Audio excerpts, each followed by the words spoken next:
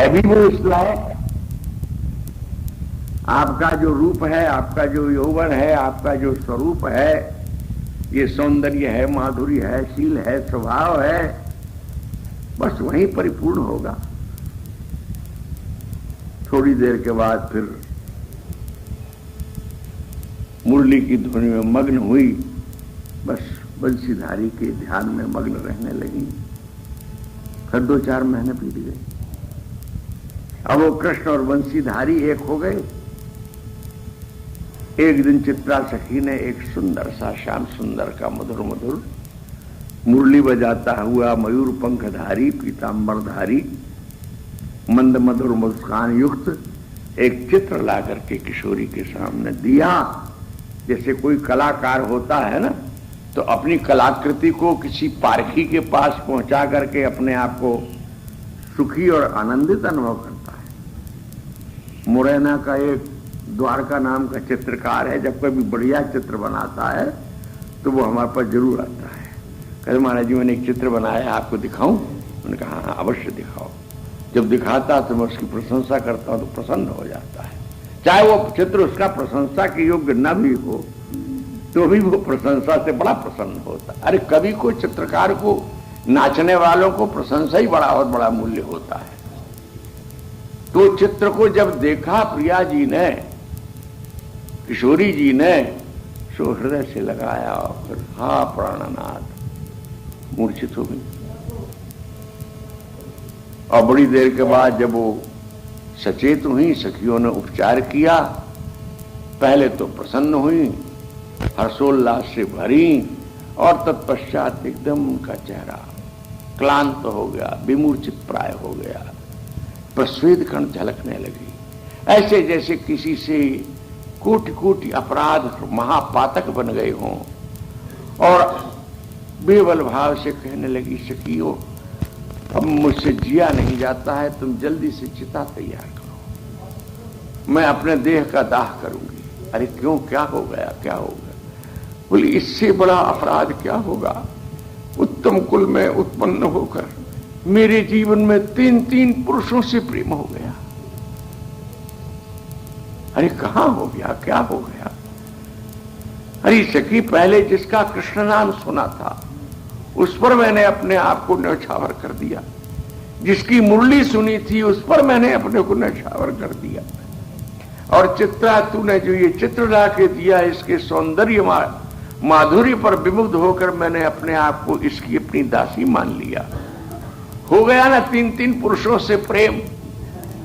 ललिता जी ने कहा अरे 64 कला प्रवीण राधिका दिव्य भोरी, अरे बावरी जिसका नाम कृष्ण है उसी ने मुरली बजाई थी, और जिसने मुरली बजाई थी उसका ही ये चित्र है। देखते नहीं हो इसके अधरों से मुरली लग रही है। ये अनुराग की प्रौढ़ता देखो। हाँ? और हमारे ध्रुवदास जी महाराज ने तीसरे चरण में और इससे कदम आगे, यद्यपि भाषा ग्रंथ में है उनका वर्णन, आप 42 लीला में ब्रज लीला का नाम का उनका अध्याय पढ़िए। जब इधर नंदलाल किशोरावस्था को प्रकट हो गए, पूर्ण हो गए, उधर विश्वानंदिनी अपने नव नव माधुर्य से परिपूर्ण होकर के नवल किशोरी से उठ करके पूर्ण किशोरी हो गई। हाँ? तो एक दिन ललिता ने जाकर के संदेश दिया कि प्यारे हमारे बरसाने में एक ऐसी किशोरी है कि बाको रूप जो देखे जाई सो रूप बंद हो जाई। जो उसका रूप देख लेता है वह कुरूप होने के पश्चात भी सुंदर स्वरूपमय बन जाता है। वो रूप है कि जादू है। लाल के मन में लालच उत्पन्न किया। लाल ने कहा एक बार दर्शन करा दो। प्रेम सरोवर पर क्रीड़ा का उद्योग किया। इधर से नवल किशोरी स्वामिनी अपनी सहचरियों के साथ, समस्त समवयस्काओं के साथ प्रेम सरोवर में खेलने के लिए आई। आंख मिचौनी का खेल प्रारंभ हुआ और जिस कुंज में छिपने के लिए गई वहीं पर नंदलाल पहले ही से घात लगाए बैठे थे। संयोग की बात कि जहां वो बैठे थे वहीं किशोरी जी गई और प्रथम दर्शन में ही दोनों ने दोनों को अपना मन, प्राण, हृदय सब कुछ समर्पित कर दिया। वे लज्जा की मारी हुई घूंघट काढ़ करके रह गई और इनका तो कुछ सुध ही नहीं रही, ये तो विमूर्छित हो गए। चूंकि क्रीड़ा थी इसलिए निकल के आना चाहिए था, आ गई और उस दिन से अनमनापन हो गया। खेलो हंसो भूलो हंसबो खेलवो खान पान सुख बास। कई दिनों के उपरांत ललिता ने पूछा कि तुम अनमनी रहती हो, कृष्ण होती जा रही हो, तुम कभी हंसती नहीं, मुस्कुराते नहीं, तुम्हारा जो लड़कपन था वो सब छूट गया, क्या बात हो गई? तो पहले तो नानू करके टालना चाहा। ललिता ने कहा ऐसी बात नहीं है, मैं सब तुम्हारे मन की जानती हूं और तुम्हारे मन की जानती ही नहीं हूं। तुम्हारा जैसे सुख बनेगा, जैसे तुम्हारे चित्त की पूर्णता होगी, तुम्हारे सुख का अनुसंधान ये नहीं करूंगी, मैं प्राण दे दूंगी तुम्हारे लिए और तुम्हारी अभिलाषा की पूर्ति करूंगी, तुम मुझे पराई मत समझो। तो हृदय खोल के रख दिया। ललिता एक दिन प्रेम सरोवर में खेलने गई, जिस कुंज में जाके छिपी वहां पर सांवले वर्ण के एक किशोर को देखा और प्रथम दर्शन में ही मेरा मन उन्होंने छीन लिया। मैं तो लाज की मारी वहां से निकल के आ गई, परंतु उस विमूर्छित दशा में उनका क्या हुआ होगा, ये दुख, ये उद्वेग मुझे सताता रहता। तत्पश्चात फिर ललिता जी ने प्रयास किया, यशोदा जी के यहां गई और कहा कि कीर्ति जी ने बुलाया है, तुम्हारे लाला को निमंत्रण भेजा है। नंदरानी ने पूछा काहे के लिए भेजा है? बोले और तो मैं नहीं जानती, पर कुछ ब्याह की सी बात हो रही तो चाहती थी। नंदरानी तो रोजाना श्री गिरिराज जी से प्रार्थना करती थी, अंचल पसार पसार करके सूर्य देवता की स्तुति करती थी कि मेरे इस काले कनुआ को ऐसी कोई सुंदर सी बहू मिल जाए। दृष्टि तो उधर थी, परंतु इतने बड़े से कैसे बात करें। प्रसंग इसमें भी वही आया। हमारे वृंदावन के स्वकीय भाव के उपासक आचार्यों ने, महानुभावों ने नंदनंदन वृषभानुनंदिनी का विवाह माना है। कुछ पुराणों में परकीय भाव है, कुछ पुराणों में स्वकीय भाव का वर्णन है। जितने तंत्र शास्त्र हैं जो पुराण से पूर्व की रचना माने जाते हैं साहित्य क्षेत्र में, उनमें सब में नंदनंदन वृषभानुनंदिनी को स्वकीयत्वेन एक ही कुंज की क्रीड़ा करने वाले, एक ही वस्तु के दो रूप माना है, एक ही तत्व के दो रूप माना है। तो यहां पर प्रसंग वर्णन किया कि प्रौढ़ानुराग मद बिहवल चारु मूर्तिम। प्रौढ़ अनुराग के मद से बिहवल है जिनकी सुंदर मूर्ति, ऐसी वृषभानुनंदिनी। तो अनुराग को इन्होंने कहा यहीं तक नहीं है कि मिलन हो गया। अनुराग की प्रौढ़ता तो जो अनुराग दोनों के बीच श्याम गौर में जो उत्पन्न हुआ था, वो विवाह के बंधन में बंध जाने के पश्चात और भी प्रौढ़ हो गया, परिपक्व हो गया। दोनों एक दूसरे को समर्पित कर देते हैं। हमारे यहां जो ब्राह्म विधि का विवाह सनातन धर्म में, जहां दोनों पक्षों से प्रतिज्ञाएं कराई जाती हैं और स्वीकार होता है, और बाएं हाथ में नायक के वर के बाएं हाथ में वधू का दाहिना हाथ दे दिया जाता है। मध्य में होता है पिता का हाथ। पाणी ग्रहण आप सबका हुआ होगा, बहुतों का हुआ होगा। जो ब्रह्मचारी होंगे उनकी बात नहीं कहते तो उनको पता होगा इस बात का। बीच में होता है पिता का हाथ। मंत्रोच्चारण पूर्वक जब आचार्य उस हाथ को खिंचवाए देता है, पिता अपना हाथ खींच लेता है, तो वर के बाएं हाथ में वधू का दाहिना हाथ आ जाता है। इसका अर्थ होता है कि वर ने वधू का समर्पण स्वीकार कर लिया और वधू ने अपना सर्वस्व वर को दे दिया। लोक दे दिया, परलोक दे दिया, जीवन दे दिया, जीवन के जो विधान है वो सब दे दिया, यहां तक कि अपना अस्तित्व दे दिया। जीव बन गई परमात्मा, उसको मान लिया। और यदि सुयोग्य है वधू तो वर भी उसके प्रति अपने आप को समर्पित कर देता है। उसकी आज्ञा के बिना, उसकी स्वीकृति के बिना उसे गृह स्वामिनी बना देता है। और इस प्रसंग की तो बात ही क्या कहना है। ये प्रसंग तो अपने आप में ऐसा एक विलक्षण प्रसंग है। आगे इसको स्पष्ट करेंगे। प्रेमास्पदाम ब्रज महीपति तन महिष्यो, ये प्रौढ़ अनुराग मद से जो बेहवला है, ये सौभाग्य है नंदरानी का, नंदराय का, कि उनको ऐसी वधू की प्राप्ति हुई है जो प्रौढ़ अनुराग के मद से बेहवल है। इसमें वधू प्रौढ़ानुराग मद बेहवल मोहनांगी, वधू का स्वरूप वर्णन किया। उसमें सौकुमार्य है, उसमें लज्जा है, और भी उसमें नायकोचित जितने भी गुण होते हैं वो सब के सब है। इसलिए वो प्रेमास्पदा हो गई है। यूं तो नंदनंदन गोविंद के प्रति अपार प्रेम है नंदराय का, नंदरानी का, पर तद्वत गोविंद किसे कहते हैं? जो समस्त ब्रज का प्रिय पात्र है। समस्त ब्रज का प्रिय पात्र बोली जिसने गोवर्धन धारण करके सबको जीवन दिया था, जीवन की रक्षा की थी। तब से ये सबकी समझ में आ गया कि सिवाय इसके हमारा अपना कहा जाने वाला प्रिय और कोई अन्य नहीं है। ऐसा गोविंद समस्त ब्रज का रक्षक है, प्राण है, त्राणदायक है।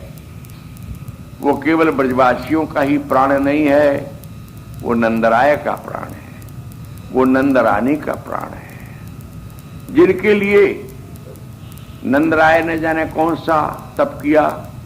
भागवत में आता है नंदा किम करो ब्रह्मन, परीक्षित पूछता है सुखदेव जी महाराज से, नंदराय ने कौन सा तप किया था जिनको ऐसी निधि गोविंद मिली।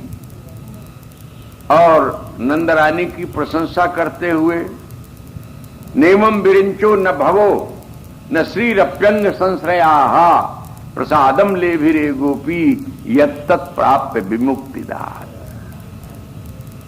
नंदरानी ने जो कृपा प्रेम प्रसाद प्राप्त किया ठाकुर का, ऐसा कृपा प्रेम प्रसाद किसी अन्य को नहीं मिला। किसको नहीं मिला? बोले ब्रह्मा को नहीं मिला। नेमम विरिंचो न भवो, शिव को भी नहीं मिला। और तो और छोड़ो, श्री ही अपि अंग संश्रया, जो ठाकुर के अंग विराजमान है, वामांग में, हृदय देश में, वो लक्ष्मी भी इस कृपा को नहीं प्राप्त कर सकी जो नंदरानी को मिली। जो प्रेम नंदरानी को मिला, इसे आप नहीं मानेंगे कि उखल में बांध दिया गया, ये प्रेम नहीं है। पर सुखदेव जी ने माना है इसको प्रेम।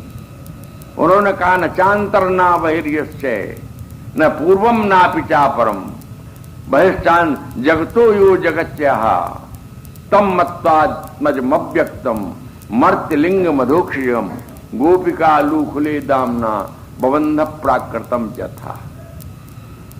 जिस परब्रह्म परमात्मा के भीतर का कोई नहीं पता पा सकता, जिसके बाहर विस्तार का कोई पता नहीं पा सकता, जिसके आदित्व का प्रारंभ का भी कोई पता नहीं पा सकता, जिसका अंत ही नहीं है, न जिसके पहले का पता है, न जिसके पश्चात का पता है, न जिसके भीतर का कोई खोज कर सकता, न बाहर का कोई पता लगा सकता, जो भीतर भी है, जो बाहर भी है, जो पहले भी है, जो पीछे भी है, जगतो यो जगच्चयः, जो जगत से अतीत है और जगतमय हो रहा है?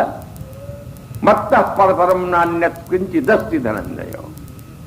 गीता में कहा अर्जुन मेरे सिवाय कहीं कुछ अन्य है ही नहीं।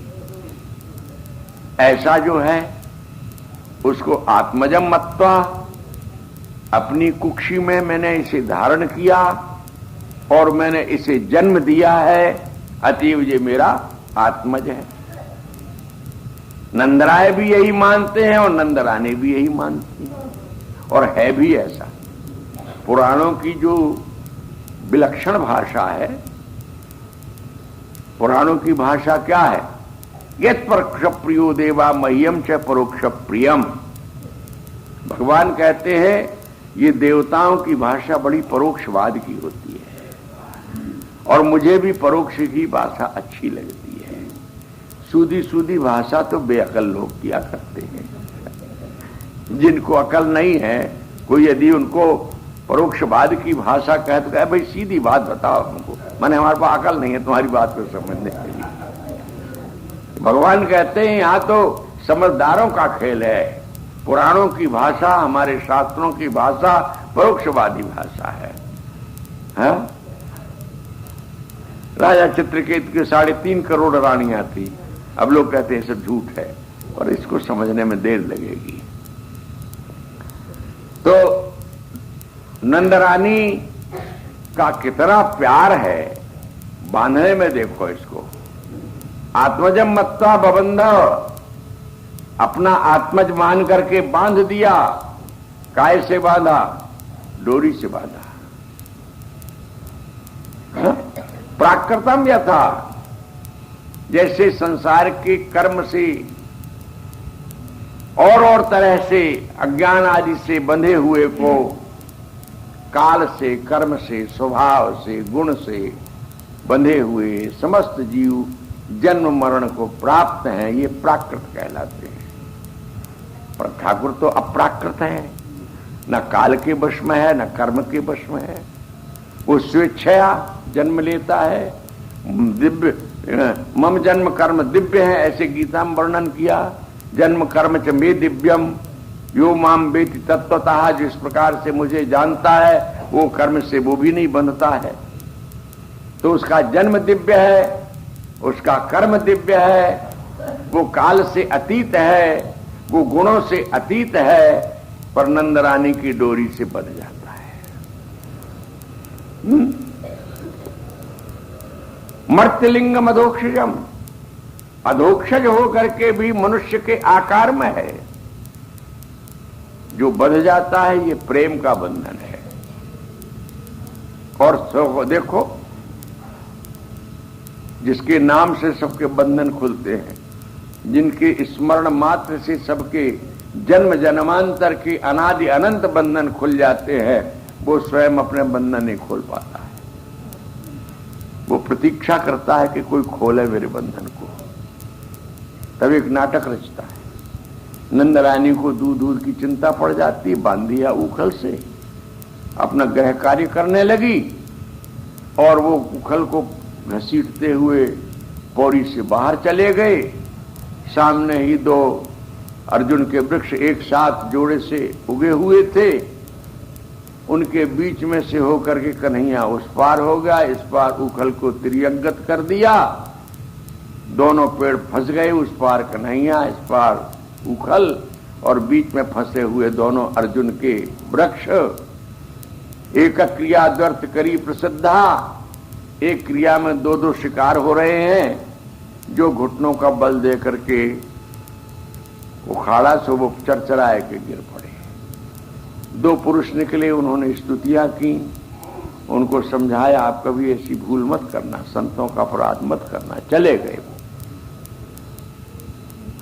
शोर मचा, दौड़े तो कन्हैया उखल को घसीटते फिर भागे। नंदरानी जितना दौड़ के पकड़ना चाहे उतने तेज से भागे।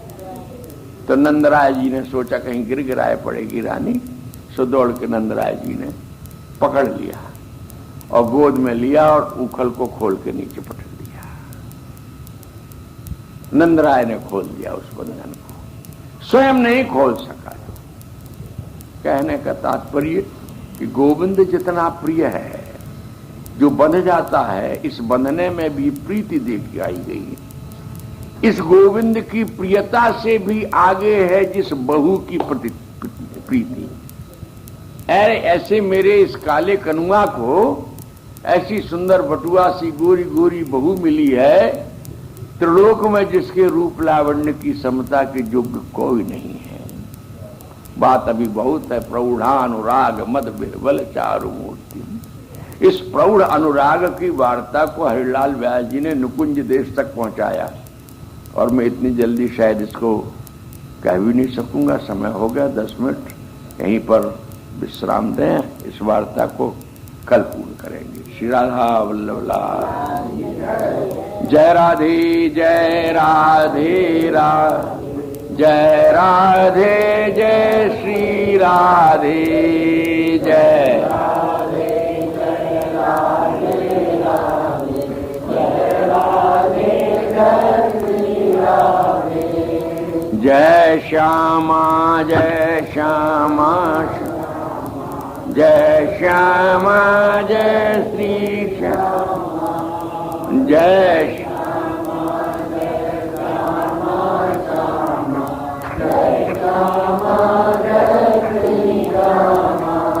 श्री राधा वल्लभ लाल की, श्री हरिवंश चंद्र जी महाराज की जय। जय श्री राम।